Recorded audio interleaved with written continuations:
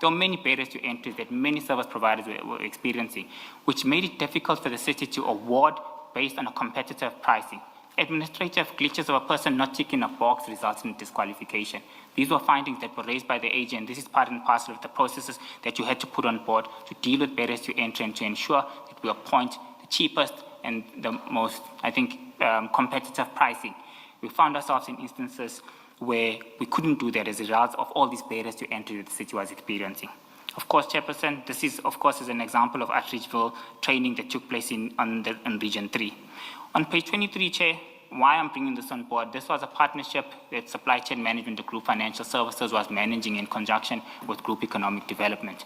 You can see, Chair, that it was not only a city function. We had representatives from SARS, we had representatives from Provincial Department, we had representatives from NYDA. It was a provincial issue-wide matter that we were trying to resolve. We invited all these colleagues on board to ensure that our SMMEs are trained correctly and know how to deal with tax matters and know how to deal with matters that previously found themselves being barriers for suppliers. GM3, Chair, now refers to page 24. And the reason this is essentially pertinent for me to bring to the committee to take note of, that this is a service delivery war room, where urgent, pertinent matters are escalated and must be addressed accordingly as a result of them perpetuating or unable to being resolved. I'll refer you to item number 5 on the minutes that I've provided at GM3. On item number 5, it's been captured on page number 23. On page 23, this is Support Services Department, and amongst... Sorry, just to interrupt, on the, I think it's page 33 yes, of 33, the bundle. 33. Yes. So, Chair, on page 33, this is a service delivery war room where urgent service delivery matters and support-related functions have to be, I think, debated upon as a result of them persisting. The war room is chaired by the executive mayor of the city. There are members of mayoral committee, the city manager, all executive structures, and key service delivery business units. Within this discussion, Chair, resolution is taken that the city must ensure, under A, that Supply Chain Management Division would conduct SMME training workshops to educate committees and residents about supply chain management matters. Workshops must be conducted in all 7 regions of the city. This, of course, includes matters of migration of SEPA River, ensuring that administrative mandatory evaluation criteria are clearly understood by various bidders. Within the same, Chair, I want to refer you to item number C, that the process was on board. We were already piloting the official competitive bidding processes for 3 groups within the city, being health, communication, marketing and events, as well as economic development and spatial planning, with a plan to ensure that from the 1st of July, the entire city with the big business units as well also go online. On the next page, Chair, I particularly want to refer you to item number D, which gives guidance that all procurement from 0 to 750 were done online. The process had been seamlessly migrated, and all procurement was effectively evaluated, concluded, and adjudicated online. This was achieved accordingly. We are now rolling out the entire competitive bidding process of all other bidders, starting with the smaller groups within the city. So, Chairperson, this is pertinent for me to bring on board that change management was a key issue of concern that the city had experienced, along with our stakeholders and suppliers. Many of them found it difficult to understand the move from the city from a paper-based environment to a digitalized environment. This is something I championed from the beginning of my appointment at the city, purely as a means of combating corrupt and illicit-related activities. Chairperson, I will now move back, with your permission, to the main bundle, and I conclude on that. Thanks.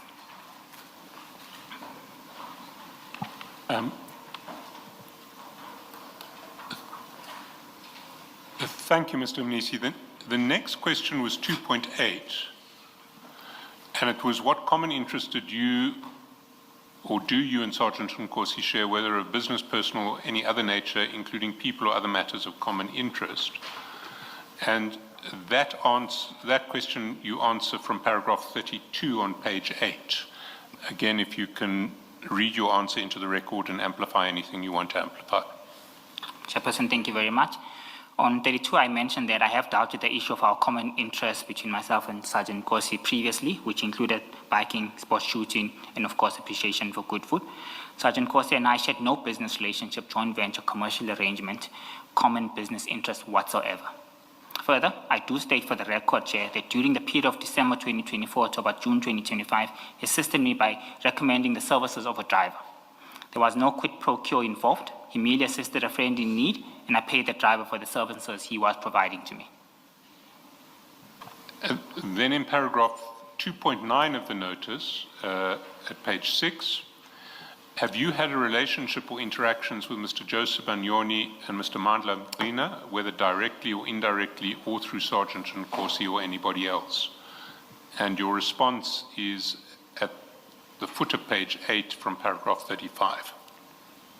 Thanks, Chair. Paragraph 35 and 36, I confirm for the record that I do not know Mr. Joseph Banyoni. I have never had any direct or indirect, either through Sergeant Nkosi or any other person, any relationship, associations, or dealing with him, nor have I ever had any personal, professional, or intermediate connection or interaction with him. On 36, I deal with the matter of Mr. Mandla Mqina, where I confirm that I did meet Mr. Mandla Mqina, and I was introduced to him by Sergeant Nkosi. The introduction happened in a social setting, Chair, and from my, view, was entirely coincidental. On that occasion, Sergeant Nkosi had suggested that we go to a restaurant better known as Mai, which is known for serving a variety of traditional style street food. Sergeant Nkosi and the gentleman coincidentally, according to my observation, encountered each other at the restaurant, and Sergeant Nkosi obviously knew him. He then moved forward to introduce me to him. My interaction with Mr. Mqina was limited to being introduced to him, where we briefly exchanged pleasantries. There was no prior arrangement to meet up with him. During these exchange of pleasantries, he asked me for my contact details, which I provided to him. I also saved his numbers on my phone list. Notwithstanding the fact that I met Mr. Mandla Mqina as aforesaid, I reiterate that no meeting, engagement, or interaction of any nature ever took place between myself and Mr. Mandla Mqina through his or another's intervention. You pronounce it Mqina. Is it Mqina or Mqina? It's written Mqina. Mqina, Chair. Apologies. Oh, thank you. And I should probably have dealt with or asked you to address these two questions together, but for the sake of completeness, in paragraph 2.10, the question was asked, have you ever met or interacted with Mr. Sibanyoni, Mr. Vusimuzi Matlala, and Mr. Mandla Mqina? Please provide full details of the meetings, including those present at each and the location and purpose of each such meeting, and that you answer at paragraph 40 on page 10. Thank you, Chair. I reiterate that I have never met, communicated, or interacted with Mr. Joseph Banyoni in any manner whatsoever, nor have I ever had any direct or indirect engagement with him. I have never met, communicated, or interacted with Mr. Vusimuzi Matlala in any manner whatsoever. I accordingly confirm that no personal, professional, social, or official relationship has existed between myself and Mr. Matlala. I have dealt with my interaction with Mr. Mqina above. He did try to contact me on a few occasions, I must also confirm.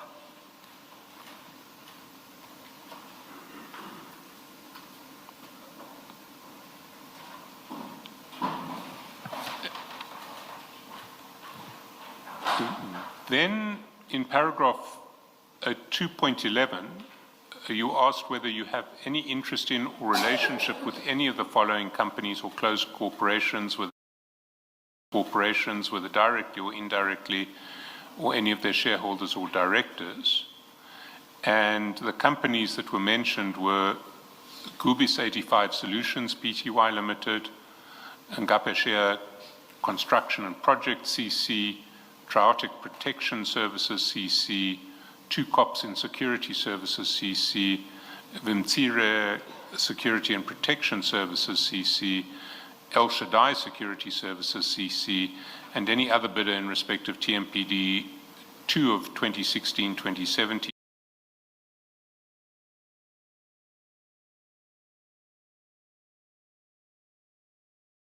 TMPD 1 of 24-25, 2017, TMPD 1 of 24-25, and TMPD 3 of 24-25.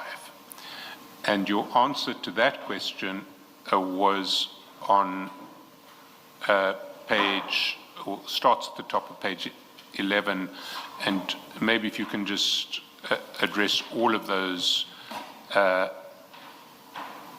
companies from all the way down to paragraph 60 on page 14. Thank you, Chair. Paragraph 43. I have nor have I ever had any personal business, financial, or any other association with Gubi's 85 Solutions Pty Ltd, or any of its directors or shareholders. 44. I have nor have I ever had any relationship in or relationship with any of the shareholders, directors, or representatives of the said entity. On 44, Chair, I confirm that I know that Sergeant Nkosi's brother is a director of Ngapesheya Construction and Projects. Notwithstanding that fact, I confirm that I have nor have I ever had any personal, business, financial, or other relationship with him or his company. On 46, I deal with the matter of Triotic Protection Services. I confirm that I have nor have I ever had any interest or relationship with Triotic Protection Services, CC, either directly or indirectly. I further confirm, Chair, that I have no interest in a relationship, nor have I ever had any relationship with the shareholders, directors, or representatives of the said entity. I am, however, aware of the fact that Triotic Protection Services was previously associated with Deputy Executive Mayor of the City of Tshwane. My understanding is that he was at some point in time a director of the entity. He had since resigned from that position. I now deal with Two Cops in Security Services. I confirm that I have nor have I ever had any interest nor any relationship in Security Services, CC.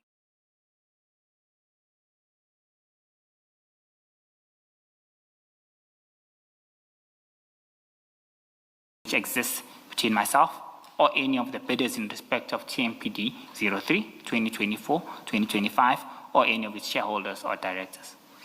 Thank you. That takes us to 2.12 of the notice.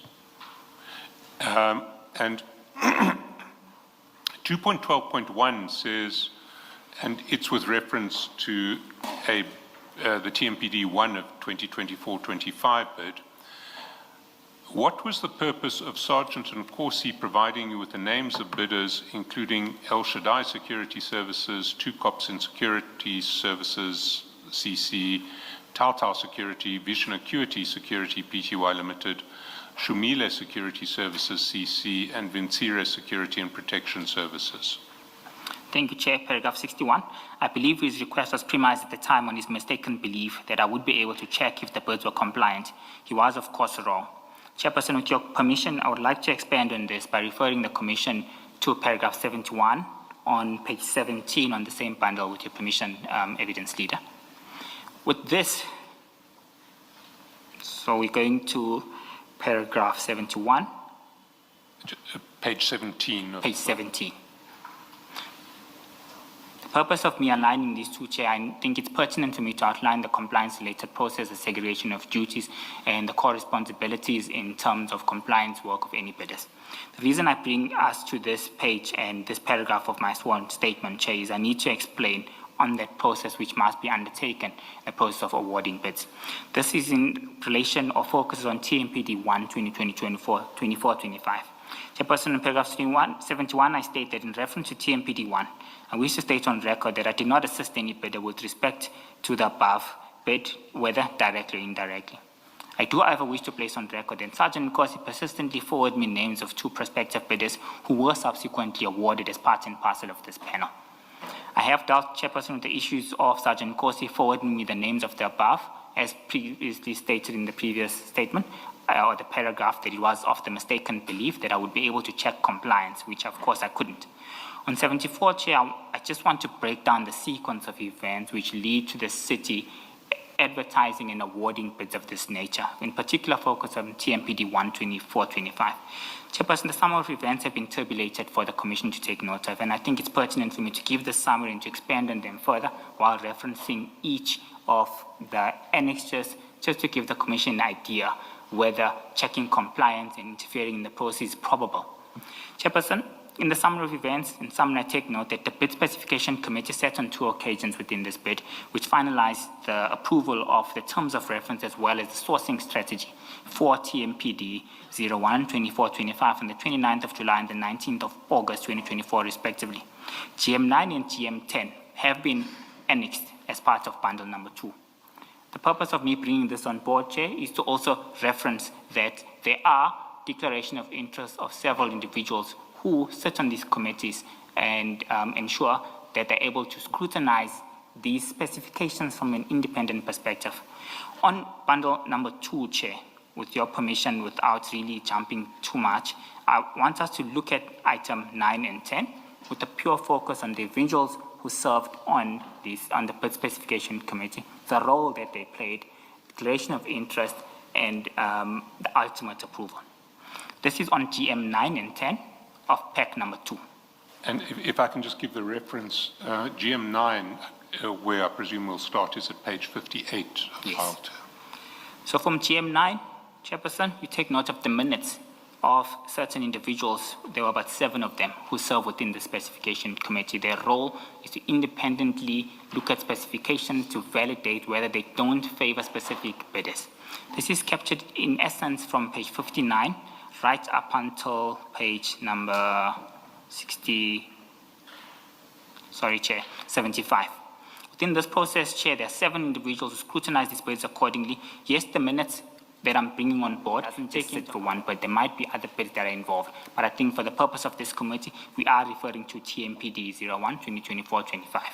So this is a demonstration, Chair, that the first stage of the process in the test of independence in terms of development of specifications and ensuring availability of budget to the sourcing strategy is done by an independent committee.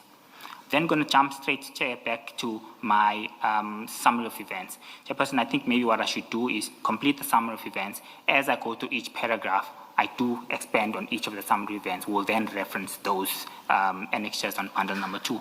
The advert, Chair, was completed and advertised on the 26th of August 2024. Annexure GM11, item 5 has been brought on board. The closing register for this bid in question was the 2nd of October 2024. Annexure GM12. The bid. Sorry, Mr. Mnisi. I know you've gone back into the statement, but bear in mind that the Commissioner's not moving as quickly. You know where you're going, they don't. So if you are going to move between the documents, can you just give references and give the Commissioners an opportunity to get to where you've gone? Okay. Chairperson, I'm back to my sworn statement on page number 18. The purpose of this is to complete the summary of events and the tabulated structure before we go to each of the annexures, which I'll refer to in the other paragraph between paragraph 75 and, of course, 109. Closing register on page number 18. The 4th on the tabulated structure is on the 2nd of October 2024. I've attached